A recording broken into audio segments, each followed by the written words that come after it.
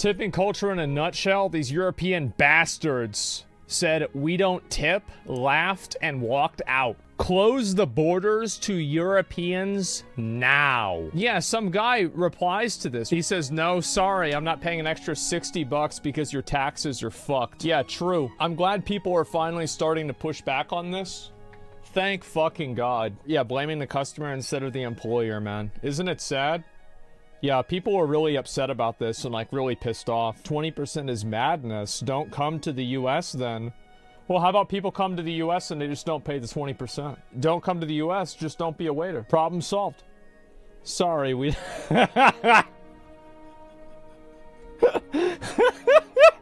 What I've always found to be ironic about this is that, what do I usually tip for? I tip for good food. And the waiter doesn't even make the food. You think I'm going to tip them for bringing a plate to me? Are you kidding me? Get the fuck out of here. Like, if I had a menu and I could just put the thing in myself, I'd do that. Like, yeah, I want to give the money to the cook. Like, what the fuck do you mean? Yeah, I want to tip for the chef. Let's go. Tip should go to the chef. Yeah, exactly. That's when pretending he actually goes to restaurants? I do. I do go to restaurants. You think I actually cook my own food? Come on. Yeah, it's so easy to scam Americans in Europe. Yeah, sure. I'm not surprised. And what's this here? As an ex-chef, I promise you, most kitchens don't ever get tips. I know, man. I know, and it's fucked up because, like, as a chef, I feel like I've worked in a kitchen before, okay? And full disclosure, I worked in a kitchen for 4 or 5 days. And I can tell you that that is the hardest job I've ever had. Working in a kitchen is extremely fucking hard. Now, obviously, I'm sure maybe if you're working at a construction site in the fucking 100, you know, in Arizona, it's probably gonna be more unpleasant than working in a kitchen. Yeah, maybe, right? But, like, it is extremely up there, right? Because it's like, I think that one of the reasons why kitchen work is so stressful is that you are, and you see this with, like, Gordon Ramsay, right? Is like, you're constantly like, go, go, go, go, go. You've got to get a new item, new thing, new stuff, like all the time, every second, constantly, one after another, right? Super high pressure. People want their food. You've got to make it immediately. It's like constant fucking panic, right? Everybody's running around with their head on fire. So, yeah, look at how many wrinkles Gordon Ramsay has. And so, yeah, it's fucking stressful, right? Whenever I see stuff like this, it's kind of weird to me that people that are, you know, basically one step away from being turned into a tablet are the ones who think that they're the ones that are entitled to the money. Are you kidding me? I'm pretty sure the ones that are entitled to the money are the ones making the food. They're the ones that should be getting paid more money. If I could sit down at a restaurant and I just was given a tablet and a robot brought my food out to me after I input the food that I wanted for my meal, I would probably be more inclined to tip. Because that way, at least I knew that the money might be going to the chefs. It's in Japan. Well, good for them. That's smart. Yeah, there you go. Tipping culture has roots in segregation and slavery, to be honest. It does. Yes. And yeah, if there's any other better proof of how nice tipping is, it came as like a result of after slavery was over, people would tip obviously like black like waitresses and waiters because they knew they didn't have the money. Like, you look this up, that's literally what it was. Rather tip a robot, yeah. What about baristas? I don't care. Like, the thing is, I just... This is my perspective with, like, tipping and all this stuff, right? If you want more money, then charge more money. If you don't expect to guilt people into giving it to you anyway. Because it's having your cake and eating it too. You advertise low prices and you expect high payment. It's deceptive. It's socially manipulative. I think it pits middle class people against lower class people and vice versa. You know, it's like you know, it kind of like creates lower class warfare of like shaming each other. And so, yeah, I think there's a lot of reasons why it sucks. Tell the cooks just to feel good they prepared good food, maybe to give them a banana for their hard work, be a good capitalist. Well, I think that, I mean, the truth is that, fuck. I mean, it's not my job, really, to pay the cooks. It's the restaurant owner's job, right? That's what it is. I'm noticing more and more people auto-skipping the tip for me whenever I go out recently. Well, that's good, and I think that's a very good thing, and more people are starting to realize that, that like, it's such a massive upcharge. It's okay to put the service fee on a receipt. I think that it's completely okay if the service fee is expressed. Like, for example, like you get, I don't know, this is a paper towel, but like, you know, imagine it's a menu, right? You get your menu and it says like on the menu, you know, a 10% service charge will be charged for bills that are more than $100, right? A gratuity charge. I think that's completely okay. The only problem that I have is whenever the agreed upon price isn't the final price. Like, I don't care. Like, you can charge $100 for a soda for all I care. I mean, fuck, there's some places downtown that almost do that already. It's like $16 for a shot. Get the fuck out of here. So the problem isn't that it's not that the price is high. It's that the price isn't advertised. It's the having your cake and eating it too. You are charging somebody a high price while having the benefit of advertising a low price. So you expect to be paid high even though you're gaining the benefit of advertising low. It's a hidden fee. Yeah, exactly. I don't think anybody what's this here? That you rarely have tax shown is really weird for any EU people. Well, EU has different taxes, and we learned this with Starforge, actually. I didn't understand how the value-added tax, the VAT, was calculated with EU. I didn't understand that at all. It was actually a learning experience for me whenever we introduced Starforge to EU. And so I had no idea about this. I had to learn about it. Like, we had like kind of a fuck-up at the beginning, and so we had to change that. And so, yeah, I mean, you guys do taxes a lot differently, and sure, right? But like, and again, what we had kind of agreed upon is that, and this is actually a question that we had asked ourselves with Starforge, right? Is that, do we want to, because this is the way that, I'll give you a very good example of like, you know, this is a practicing what you preach type thing, is that with Starforge, we had a conversation about, should we charge the price to the consumer on the website or have the consumer pay that price at customs, right? And so, because apparently this, like, both forms of behavior are normal in Europe, right? Or not normal, but like they exist in Europe. So obviously charging the customer, like on the website will result in probably less sales because the customer will see that the price is only this much because it doesn't have the value added tax, right? But then I remember I was playing Black Desert and I asked you guys, I'm like, which one do you guys want to see, right? And everybody said on the website. So it's like, yes, we could do it at customs for sure. But if we do that, then we run the risk of basically having a hidden charge. And it's not a small hidden charge, right? If you're buying a PC, this is at least probably $2,000, right? And it's like $1,500 at the most. So if you're buying a PC, so like 23% of that is like what? $300? That's insane. So we don't do that. We have it on the website because that is, I think, that is the better thing for a customer. Even though it might have lower sales conversion rates, it's better for the customer. That's the way I see it, and we went through this exact concern. Well, it's more ethical. It's still required processed. Price pay to get the good. Tipping is not necessarily the same as people just flat out don't want to pay it. It happens all the time. Process of the worker is screwed over and the business owner makes the same amount of money and it's not affected. Why does it matter what the relationship with the worker and the business owner is? Like, what do you mean? Like, you're really going to try to like guilt trip me into buying into giving some fucking like some waiter in a first world country? Like, you really think this is the big problem of like the relationship of like an employee to an employer? Like, what do you mean? Like, there's like fucking lithium mines, cobalt mines where people die in them. There's like all of these countries that are making products and like their standard of living is so far below ours that even watching it would make you sick to your stomach. It's just disgusting. So like, how is it that like, how is it that you're able to engage in so many of these other things that are indulgent on the exploitation of human labor, but the moment that it's a waiter living in a first world country who has the ability to get another job or to do whatever they want to do, somehow this is what the problem is?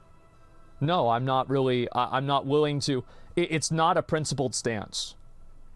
And like, everybody's hypocritical, right? Everybody's hypocritical. Everything's different for different people, right? And you're obviously going to treat things that like you're more closely related to differently than things that you're not. Like, sure, of course, it makes sense. Like, you care about your cat more than somebody else's cat, like, for example, right? It's pretty simple. Principled stance means that you are against something completely.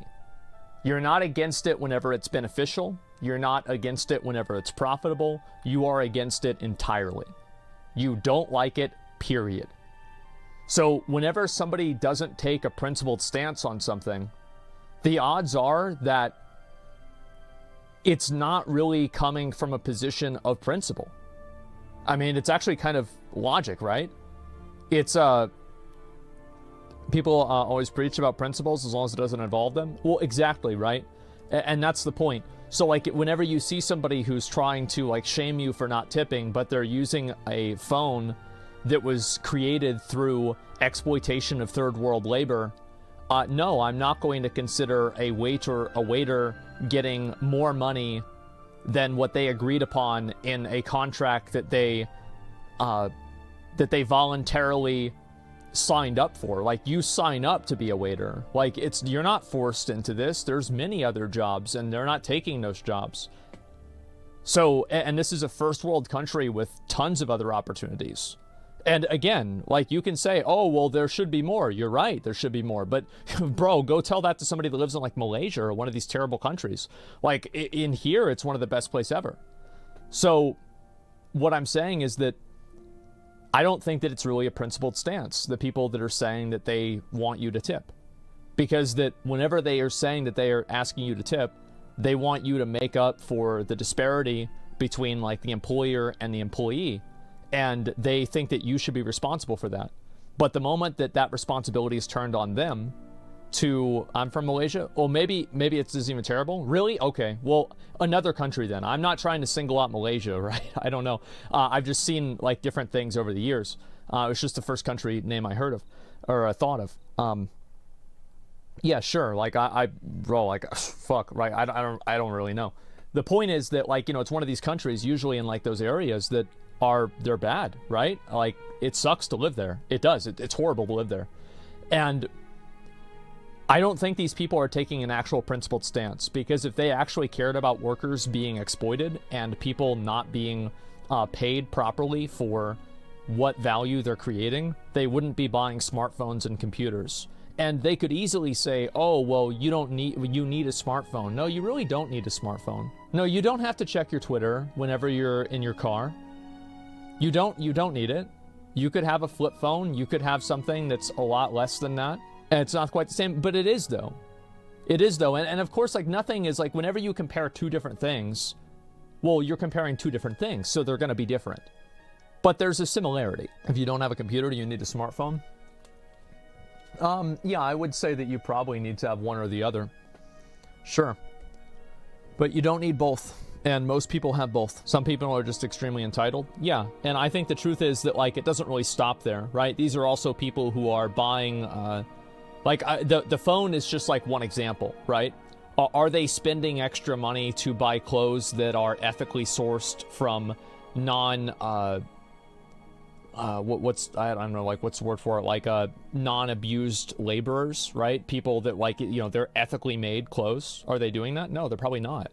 So again, like, these are people who have multiple indulgences in exploitive capitalistic behavior. But the moment that you bring up any of those, somehow it's always different. And the only one they're focusing on is tipping. Well, why should you focus on tipping whenever there's 15 other examples that are way worse?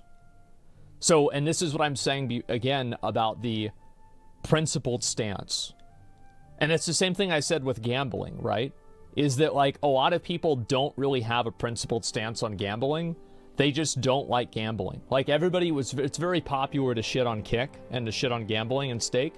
But is there anybody here who's leaving Twitch because Twitch has a contract and a partnership with DraftKings? No, they're not. And you can obviously say, well, that's legal and it's okay. I mean, look, like if you die and you talk to Jesus and Jesus is like, why should I get into heaven? Why should you go into heaven? You know, like you were promoting gambling and you say, well, it was legal gambling. Do you really think Jesus is going to be like, oh, okay, well, never mind? No, it's obviously a morally bad thing. Like sports gambling and sports betting is also morally bad. So drawing the line there, and I understand this is a religious example, but what I'm saying is like at an ultimate pinnacle of morality, this is not that much different. So all of these people would not really leave the platform if this happened, if gambling happened on Twitch, like more gambling happened. Like if Twitch had a contract and Twitch partnered with Stake or Twitch bought Stake, no streamer that was talking about how bad Kick is would leave Twitch. Not a single one would. Because they don't really have a principled stance on this. They just have a stance that's convenient morally. And that's it. Christianity, peak of morality? It's not, I didn't really say Christianity, did I? I just said if Jesus, and like I'm using this as a metaphor, right? Like, what do you think? I'm like, were you going to try and relate this to the Crusades? Like, what are you talking about? Like, it's a very simple example, right? Talk to Allah, fucking anybody, right? It doesn't really matter. Buddha, fucking any god, I think they'd say the same thing. The fuck ton of money is better than moral and religion. It's very easy math. Well, it's not even a fuck ton of money. It's just enough money and convenience. So again, like that's why, and I don't really think that this makes people like, I don't think this means that people can't have an opinion. I just think that their opinion should be compartmentalized around the fact that they're convenient.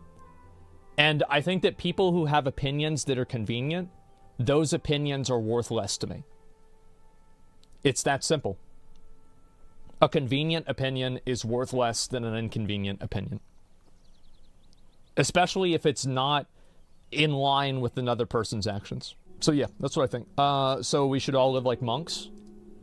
No, but you shouldn't create arbitrary, you shouldn't create arbitrary criteria to judge other people on whenever you don't live up to that criteria yourself. And also, living like a monk isn't really a bad thing, is it?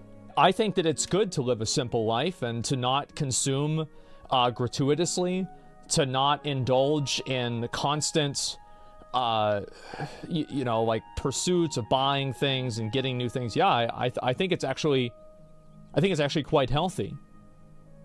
So you don't have to live like a monk, no, but I mean, I think that, you know, you also don't have to tell everybody else that they're not living the way that you want them to. That's the difference. I don't know about your tipping habits. That would change EU's mind if they were enlightened about this before visiting the US. Just do whatever you want.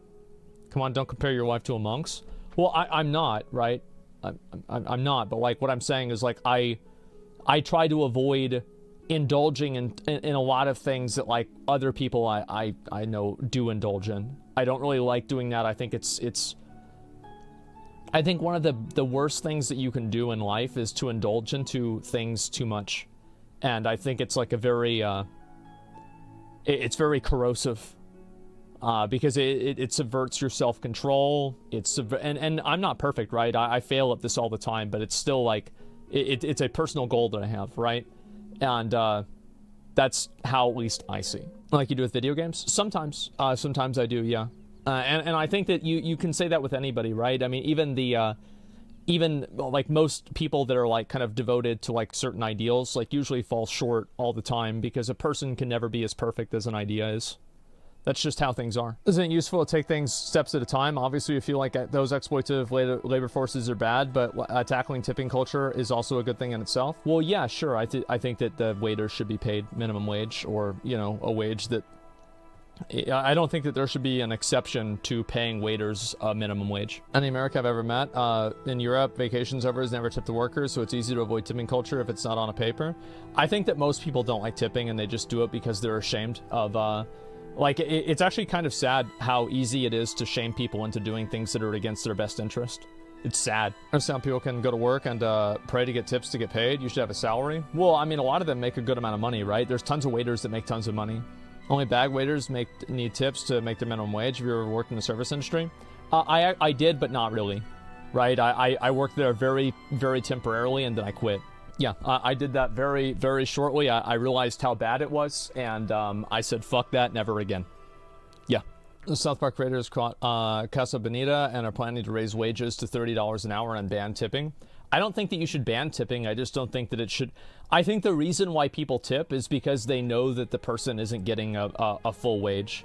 And if they were getting a full wage, I think that tipping would go down a lot.